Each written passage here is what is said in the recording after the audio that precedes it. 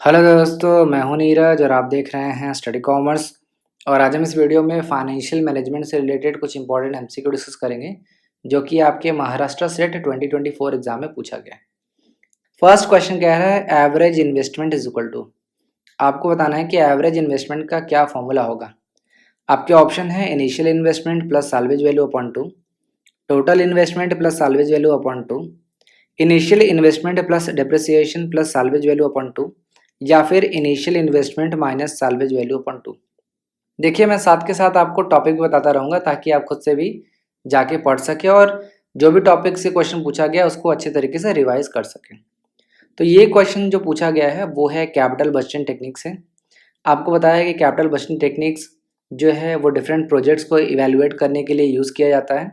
जैसे for example हमारे पास 3 project हैं, प्रोजेक्ट ए, प्रोजेक्ट बी और प्रोजेक्ट सी।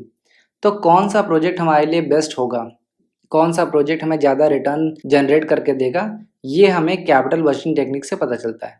आपने कैपिटल बजटिंग टेक्निक्स पढ़ी होंगी, ट्रेडिशनल और modern.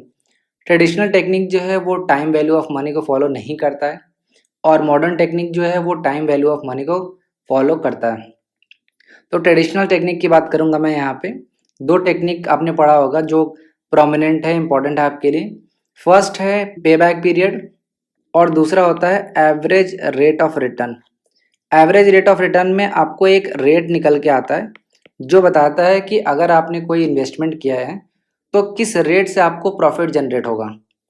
Average rate of return का फॉर्मूला आपने पढ़ा होगा जो कि है average profit upon average investment. ये फॉर्मूला आपने पढ़ा होगा।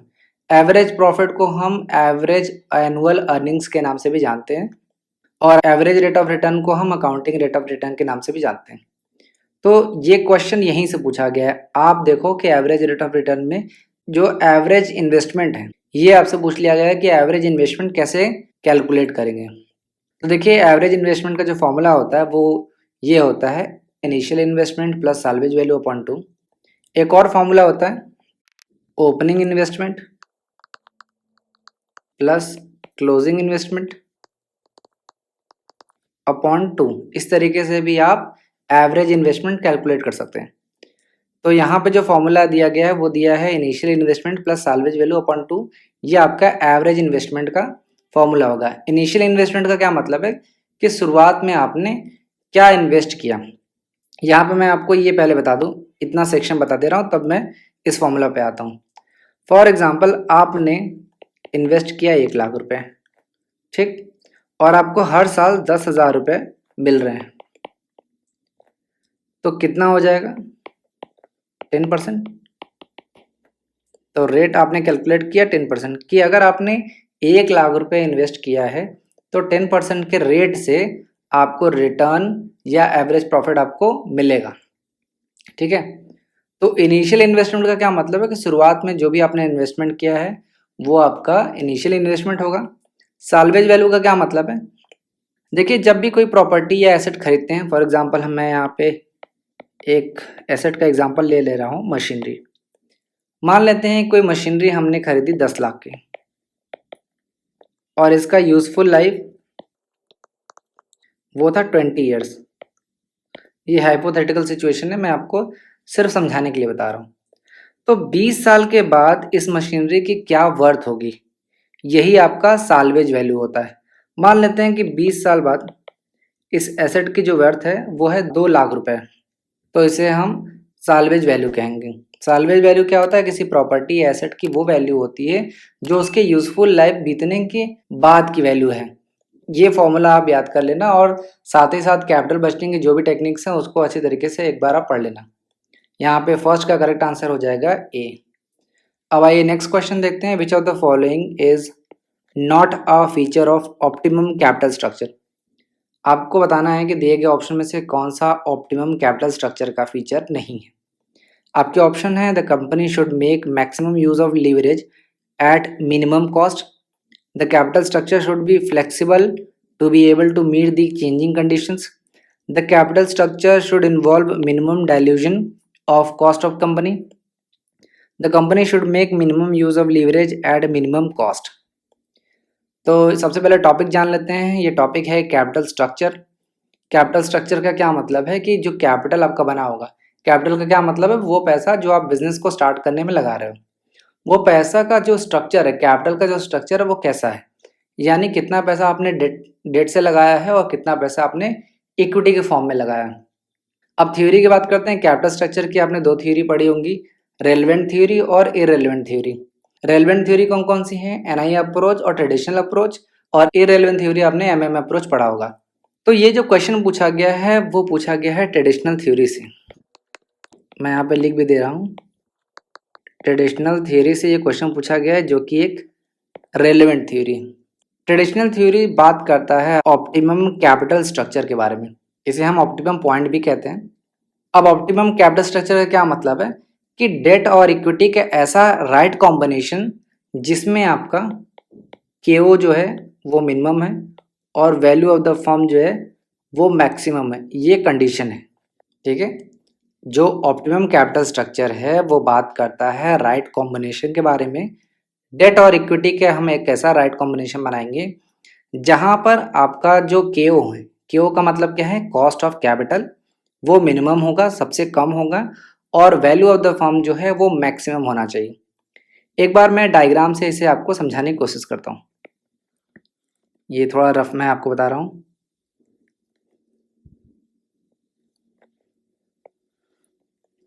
यहाँ पे आपका कॉस्ट आ जाएगा और यहाँ पे लीवरेज आ जाएगा। लीवरेज का क्या मतलब है, डेट और इक्विटी का कॉम्बिनेशन। ये आपका कॉस्ट ऑफ डेट हो जाएगा, ये आपका केओ हो जाएगा, कॉस्ट ऑफ कैपिटल, और ये आपका के हो जाएगा, कॉस्ट ऑफ इक्विटी। अगर मैं यहाँ से एक इस पॉइंट से एक पैरेलल लाइन खींचूं तो इस पॉइंट को हम क्या बोलेंगे, ऑप्टिमम पॉइंट। ये ऑप्टिमम पॉइंट क्या है, ये डेट और इक्विटी का एक राइट कॉम्बिनेशन है जहां पे आपका केओ ये आपका मिनिमम हो रहा है और वैल्यू ऑफ द फर्म जो है वो मैक्सिमम होगा। और ध्यान रखिएगा कि ये जो है स्टेज 2 में होता है। स्टेज 1 में क्या होता है, जो आपका केओ है वो धीरे धीरे कम हो रहा है, बट यहाँ पे अपॉर्चुनिटीज अभी भी हैं कि और कम हो सकता है। और एक होता है स्टेज 3। स्टेज 3 में क्या होता है कि अब हमारा जो केओ है वो बढ़ रहा है। तो ऑप्टिमम कैपिटल स्ट्रक्चर थ्योरी में ये कहता है कि हम ज़्यादा से ज़्यादा डेट यूज़ करें, लेकिन डेट कब तक यूज़ करेंगे, एक सर्टेन पॉइंट तक, जैसे पॉइंट 2 जो स्टेज 2 है तब तक, क्योंकि इसके बाद भी अगर हम डेट को बढ़ा रहे हैं, यहाँ देखिए धीरे धीरे धीरे धीरे डेट बढ़ता हुआ जा रहा है। तो अगर इस पॉइंट से स्टेज 2 से ऊपर अगर हम डेट को बढ़ाते रहेंगे तो ये हमारा ओवरऑल कॉस्ट ऑफ कैपिटल कम होने के बजाय ज़्यादा होने लगेगा। तो हमें एक ऐसा ऑप्टिमम पॉइंट ढूंढना है। जैसे हमने स्टेज 2 पे एक ऑप्टिमम पॉइंट ढूंढ लिया, ये देखिए ये ए है और बी, इन दोनों के बीच में एक पॉइंट है जहाँ पे जो हमारा केओ है वो मिनिमम हो रहा है। ठीक है, तो ये आपका ऑप्टिमम कैपिटल स्ट्रक्चर है। कुछ चीज़ें और मैं आपको बता दे रहा हूँ कि जब भी आप ऑप्टिमम कैपिटल स्ट्रक्चर की बात करेंगे तो केओ का शेप पूछ लिया जाता है कि जो कॉस्ट ऑफ कैपिटल है उसका शेप कैसा होता है, तो वो होता है यू शेप्ड। कई बार एग्जाम में पूछा गया है, तो ये भी आपसे पूछा जा सकता है। और ये भी ध्यान रखिएगा कि जो ट्रेडिशनल अप्रोच है इसे हम इंटरमीडिएट अप्रोच कहते हैं। क्यों कहते हैं, क्योंकि ये नेट इनकम और नेट ऑपरेटिंग इनकम के बीच की एक अप्रोच है, इसीलिए इसको हम इंटरमीडिएट अप्रोच के नाम से भी जानते हैं। तो ये बेसिक था ऑप्टिमम कैपिटल स्ट्रक्चर। अब सारे ऑप्शंस को एक बार इवेलुएट कर लेते हैं और देखते हैं कौन सा फीचर नहीं। ऑप्शन 1 कह रहा था company should make maximum use of leverage at minimum cost. तो ये फीचर होना चाहिए कि कंपनी को मैक्सिमम यूज़ करना चाहिए लीवरेज को, यानी डेट को ज़्यादा यूज़ करना चाहिए मिनिमम कॉस्ट पे। तो ये बिल्कुल सही है। ये बेसिकली प्रॉफिटेबिलिटी जो फीचर है मैं साथ के साथ लिख भी दे रहा हूँ ताकि आपको ज़्यादा समझ में आए। प्रॉफिटेबिलिटी एक फीचर होता है ऑप्टिमम कैपिटल स्ट्रक्चर का जो ये कहता है कि maximise earning and minimise the cost of financing, यानी कि अपने कॉस्ट को कम करो और अर्निंग को ज़्यादा करो। तो कब करोगे, जब आपका जो कॉस्ट है वो सबसे कम होगा तभी ज़्यादा आपको प्रॉफिट होगा। दूसरा देख लेते हैं, the capital structure should be flexible to able to meet the changing conditions. तो ये भी सही है, ये है flexibility feature. Optimum capital structure का एक फीचर है फ्लेक्सिबिलिटी, जो ये कहता है कि हम जो हमारी कंडीशंस हैं अगर उसमें परिवर्तन आ जाए तो हम अपने पैसों का जो स्ट्रक्चर है उसको भी चेंज कर सकते हैं। जितना ज़रूरत है उतना पैसा हम लेंगे, ज़्यादा ज़रूरत है तो ज़्यादा लेंगे, कम ज़रूरत है तो कम करेंगे। तीसरा देखते हैं, the capital structure should involve minimum dilution of cost of company. तो ये फीचर है कंट्रोल, जो ये कहता है कि हमें जो कंट्रोल है बिजनेस का, उसका जो रिस्क है उसको कम करना चाहिए। यानी कि हमें डेट का ज़्यादा इस्तेमाल करना चाहिए एज़ कम्पेयर टू इक्विटी। अगर हम डेट का इस्तेमाल ज़्यादा करेंगे तो हमारा जो डाइल्यूजन है वो कम होगा। अगर हम इसके बजाय इक्विटी ज़्यादा यूज़ करेंगे तो जाहिर सी बात है, अगर जितने शेयर होल्डर्स आएंगे उतनी जो ओनरशिप है वो चली जाएगी, डाइल्यूट हो जाएगी। तो डेट का इस्तेमाल ज़्यादा करना है। इसीलिए आपने देखा होगा कि ट्रेडिशनल थ्योरी में यही कहा गया है कि ज़्यादा से ज़्यादा डेट यूज़ करो, और वैसे भी कहा गया है that is a cheaper source of finance. ठीक है, आखिरी देखते हैं, the company should make minimum use of leverage eight minimum cost. ये फीचर नहीं, एक और इम्पॉर्टेंट फीचर है जो मैं आपको बता दे रहा हूँ, हो सकता है पूछा जाए, वो है कंजर्वेटिज्म। कंजर्वेटिज्म जो ऑप्टिमम कैपिटल स्ट्रक्चर का जो फीचर है वो ये कहता है कि डेट का जब भी हम इस्तेमाल कर रहे हैं, कैपिटल स्ट्रक्चर के कॉन्टेक्स्ट में बात कर रहा हूँ, तो एक लिमिट होना चाहिए। उस लिमिट से अधिक का डेट का इस्तेमाल अगर आप करेंगे तो उससे कंपनी को लॉस होगा, रिस्क ज़्यादा होगा। जैसे आप देखोगे स्टेज 2 तक जो है वो डेट यूज़ किया जा सकता है, लेकिन अगर इसके बाद भी अगर हम डेट का इस्तेमाल करेंगे तो कॉस्ट ऑफ डेट जो है वो देखिए बढ़ रहा है। तो एक लिमिट होनी चाहिए कि किस लिमिट तक आप यूज़ करेंगे। फिलहाल क्वेश्चन पे आते हैं, सेकंड का करेक्ट आंसर हो जाएगा डी। अब आइए नेक्स्ट क्वेश्चन देखते हैं, the tax benefit is attracted in case of which of the following element of cost of capital. आपको बताना है कि कॉस्ट ऑफ कैपिटल से रिलेटेड जो भी ऑप्शन दिए गए उसमें से टैक्स बेनिफिट जो है वो किससे रिलेटेड है। आपके ऑप्शन है cost of equity, cost of preference shares, cost of retained earnings, cost of debt. तो एक बार सारे चीज़ों को समझ लेते हैं। कॉस्ट ऑफ इक्विटी को हम बोलते हैं के। अगर मान लेते हैं कि कंपनी शेयर इशू करती है, इक्विटी शेयर इशू करती है, तो कंपनी के लिए इक्विटी शेयर होल्डर्स की कॉस्ट क्या होगी? कंपनी को डिविडेंड देना होगा, तो डिविडेंड क्या है? ये कॉस्ट है। कॉस्ट ऑफ प्रेफरेंस शेयर्स, ये क्या है? प्रेफरेंशियल राइट्स देना होगा प्रेफरेंस शेयर होल्डर्स को डिविडेंड में और वाइंडिंग के टाइम पे। कॉस्ट ऑफ रिटेन्ड अर्निंग, के आर जिसको बोलते हैं, ये मैं अभी नहीं बताऊंगा क्योंकि नेक्स्ट शायद क्वेश्चन भी इसी टॉपिक पे है। रिटेन अर्निंग की भी कुछ कॉस्ट होती है, ये आप ध्यान रखना है, बहुत इंपॉर्टेंट चीज़ है। और कॉस्ट ऑफ डेट को हम क्या बोलते हैं? के। अगर आपने डेट लिया है तो कंपनी को या आपको, अगर आपने खुद भी लिया है तो आपको क्या पे करना पड़ेगा? इंटरेस्ट। तो कॉस्ट ऑफ डेट क्या है? इंटरेस्ट। यहाँ पे देखिए आंसर जो है वो डी होगा, कॉस्ट ऑफ डेट। जो टैक्स बेनिफिट है वो कॉस्ट ऑफ डेट से रिलेटेड है। एक एग्जांपल से मैं आपको समझाता हूँ। यहाँ ध्यान रखिएगा कि जो डेट होता है वो टैक्स डिडक्टिबल होता है। एक एग्जांपल समझाते हैं। मान लेते हैं कि आपने डेट ले रखा है 10 लाख रुपए का, ठीक है, और इस पे आपको इंटरेस्ट पे करना है 10% के हिसाब से। यानी आपका इंटरेस्ट का अमाउंट कितना हो गया? 1 लाख रुपए। और ये इंटरेस्ट क्या है? ये आपका कॉस्ट ऑफ डेट है, ठीक है, के डी जिसको हम कहते हैं। अब क्या है कि डेट जो है वो टैक्स डिडक्टिबल होता है, यानी कि आपको डिडक्शन मिलता है। मान लेते हैं कि डिडक्शन यहाँ पे आपको मिल रहा है एट द रेट 30%। तो 1 लाख का 30% कितना हो गया? 30,000। तो एक्चुअली आपको केडी कितना पड़ा? केडी या फिर इंटरेस्ट पे आपको कितना, एक्चुअल जो इंटरेस्ट है वो कितना पे करना पड़ रहा है? 70,000 रुपये। तो सिर्फ आप इसको देखो, जिसको हम बोलते हैं tax benefit.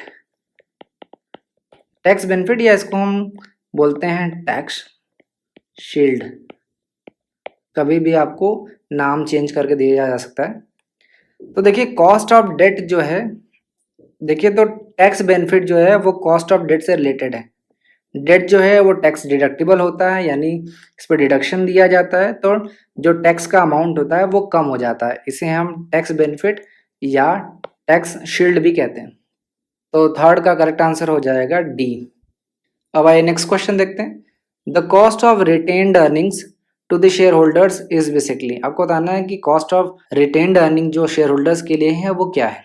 A dividend would be paid to the share holders, an interest that would be paid to the bank, an marginal cost on capital invested, an opportunity cost of such funds to share holders. पहले जान लेते हैं कि retained earnings क्या होता है। Earnings यानी कि प्रॉफिट्स, जब एक कंपनी प्रॉफिट कमाती है तो उसके बाद दो ऑप्शन होता है, या तो उस प्रॉफिट को वो डिस्ट्रीब्यूट कर दें क्योंकि शेयर होल्डर्स को उसको देना पड़ेगा, और शेयर होल्डर्स को वो क्या देगी, डिविडेंड। तो प्रॉफिट कंपनी अगर जनरेट की तो वो डिस्ट्रीब्यूट कर सकती है इन अ फॉर्म ऑफ डिविडेंड, या फिर उसको रिटेन कर सकती है, रिटेन कर सकती है एज अ रिटेन्ड अर्निंग। किस लिए, फर्दर इन्वेस्टमेंट के लिए। जनरली जो ग्रोथ फर्म है उनके केस में रिटेन किया जाता है।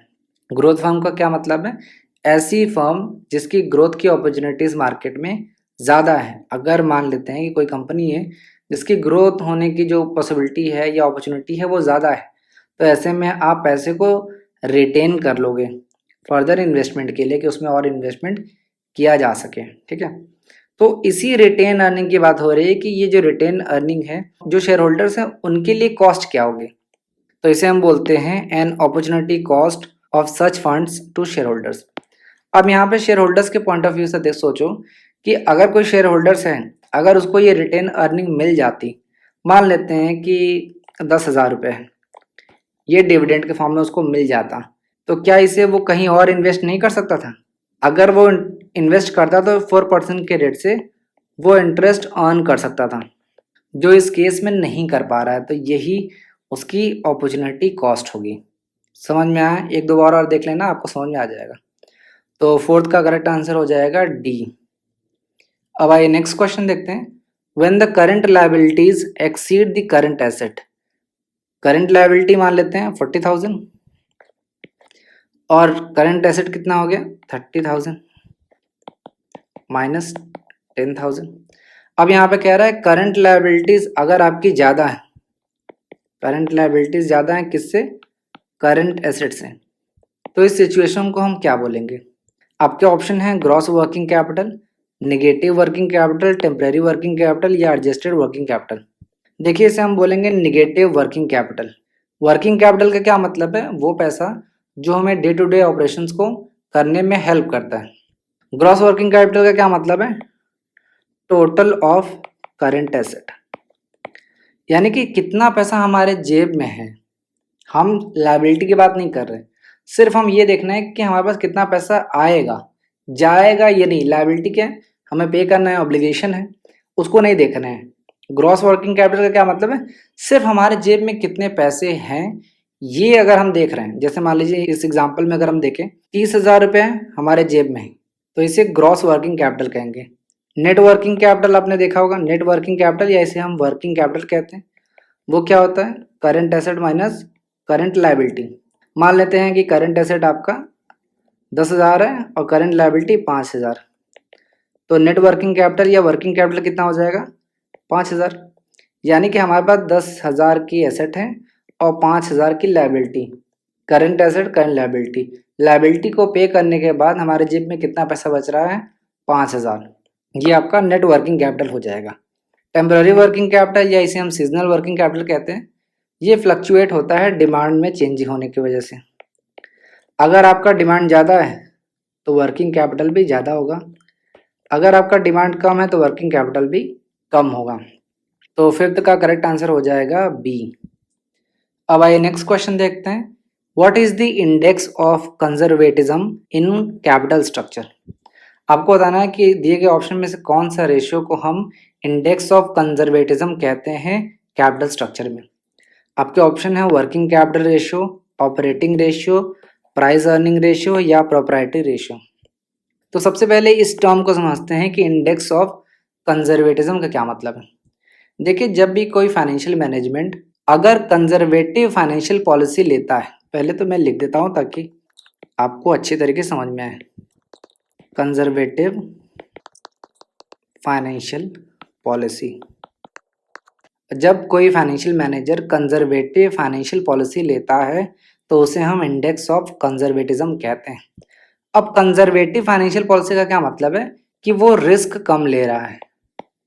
जब भी कोई भी फाइनेंशियल मैनेजर रिस्क कम लेगा तो उसे हम कंजर्वेटिव फाइनेंशियल पॉलिसी कहते हैं। ठीक है, अब रिस्क कम ले रहा है इसका क्या मतलब है कि वो इक्विटी ज़्यादा यूज़ कर रहा है एज कंपेयर टू डेट। क्योंकि कैपिटल स्ट्रक्चर की बात हो रही है तो कैपिटल स्ट्रक्चर कैसे बनेगा, डेट और इक्विटी का कॉम्बिनेशन ही कैपिटल स्ट्रक्चर होता है। तो इसमें से वो इक्विटी जो है वो ज़्यादा यूज़ कर रहा है। ठीक है, मान लेते हैं कि इक्विटी 10,000 यूज़ कर रहा है तो डेट 2,000 यूज़ कर रहा है। ये एग्जाम्पल है, आप लाखों में या करोड़ों में भी इसको मान के चल सकते हैं। सिंपल कॉन्सेप्ट ये है कि जो फाइनेंशियल मैनेजर है वो इक्विटी ज़्यादा यूज़ कर रहा है। तो आपको बताना है कि कौन सा रेशियो में इंडेक्स ऑफ कंजर्वेटिज्म है वो यूज़ किया जाता है। सारे ऑप्शंस को एक बार इवेलुएट कर लेते हैं। वर्किंग कैपिटल का फॉर्मूला अभी मैंने आपको बताया, current asset minus current liability. Next है ऑपरेटिंग रेशियो। ऑपरेटिंग रेशियो का फॉर्मूला क्या होता है, फॉर्मूला में मैं लिख दे रहा हूँ, आपको याद करना है। Operating expenses upon net sales. मतलब कि हर एक रुपए को कमाने में, नेट सेल्स का क्या मतलब है, रेवेन्यू। ठीक है, हर एक रुपए को कमाने में एक कंपनी कितना पैसा खर्च कर रही है। हर एक रुपए को कमाने में कंपनी कितना पैसा खर्च कर रही है, यही आपका ऑपरेटिंग रेशियो बताता है। मान लेते हैं कि आपका ऑपरेटिंग रेशियो कम आ रहा है, इसका क्या मतलब है कि सेल्स को जनरेट करने के लिए कम पैसा खर्च हो रहा है और कंपनी का जो बिजनेस ऑपरेशन है वो एफिशिएंट है। ऑपरेटिंग रेशियो एक कंपनी की एफिशिएंसी और प्रॉफिटेबिलिटी को इवैल्यूएट करने में हेल्प करता है। नेक्स्ट है price earning ratio. Price earning ratio is equal to होता है market price per share upon earning per share. ये रिलेशनशिप बताता है between market price per share upon earning per share. आखिरी देखते हैं प्रोप्राइटरी रेशियो। प्रोप्राइटरी रेशियो का formula क्या होता है, प्रोप्राइटरी फंड या owns fund upon total asset. देखिए, प्रोप्राइटरी रेशियो ये बताता है कि बिजनेस में जो भी एसेट लगा है, फॉर एग्जांपल मैं हाइपोथेटिकल एग्जांपल ले रहा हूँ मशीनरी, कि बिजनेस में जो भी एसेट आप यूज़ कर रहे हैं उस एसेट को खरीदने में ओनर्स का फंड, जो ओनर है उनका कितना पैसा लगा है। बिजनेस के एसेट में जैसे मशीनरी मैंने बताया, तो उसको खरीदने में इक्विटी शेयर होल्डर्स के कितने पैसे लगे हैं, ये प्रोप्राइटरी रेशियो बताता है और यही हमारा आंसर भी होगा। Proprietary ratio is the index of conservatism in capital structure. ठीक है, यहाँ पे मैंने आपको बताया था ना कि इक्विटी ज़्यादा यूज हो रहा है, तो प्रोप्राइटरी रेशियो यही तो बताता है कि इक्विटी कितना ज़्यादा यूज़ किया गया है किसी भी एसेट को परचेज करने के लिए। तो 6 का करेक्ट आंसर हो जाएगा डी। अब आइए नेक्स्ट क्वेश्चन देखते हैं। Which of the following is not a non diversifiable risk. आपको कुछ ऑप्शन दिया गया है जैसे interest rate risk, purchasing power risk, operating risk, market risk. आपको बताना है कि इनमें से कौन सा नॉन डाइवर्सिफिएबल रिस्क नहीं है, यानी 3 होगा और 1 नहीं होगा, वो आपको बताना है। सबसे पहले जानते हैं कि रिस्क क्या है। रिस्क क्या है, अनसर्टेनिटी है। अगर आपने कभी भी पैसा लगाया हो, कभी भी कहीं पे इन्वेस्ट किया हो, तो ये ज़रूरी तो है नहीं कि आपको रिटर्न प्राप्त होगा ही होगा, लॉस भी हो सकता है। तो ये अनसर्टेनिटी ही रिस्क कहा जाता है। इस अनसर्टेनिटी को ही हम रिस्क कहते हैं। अब ये जो रिस्क है 2 तरीके के हो सकते हैं। पहला होता है सिस्टमैटिक रिस्क। सिस्टमैटिक रिस्क या इसको हम बोलते हैं नॉन डाइवर्सिफिएबल रिस्क। दूसरा होता है अनसिस्टमैटिक रिस्क। अनसिस्टमैटिक या फिर इसे हम बोलते हैं डाइवर्सिफिएबल रिस्क। एक एक करके समझ लेते हैं। सिस्टमैटिक रिस्क या फिर नॉन डाइवर्सिफिएबल रिस्क का क्या मतलब है कि ये सिस्टम जनरेटेड है, यानी कि जैसे हम इंडियन इकोनॉमी में ऑपरेट कर रहे हैं तो इंडियन इकोनॉमी में जिस तरीके के रूल्स एंड रेगुलेशन होगा वो सिस्टम जनरेटेड है।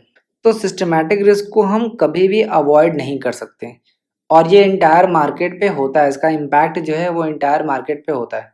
फॉर एग्जाम्पल जो इंटरेस्ट रेट रिस्क है वो आपका सिस्टम जनरेटेड है। परचेजिंग पावर रिस्क या फिर इसको हम इन्फ्लेशन रिस्क भी बोलते हैं, ये भी एग्जाम्पल है नॉन डाइवर्सिफिएबल रिस्क का।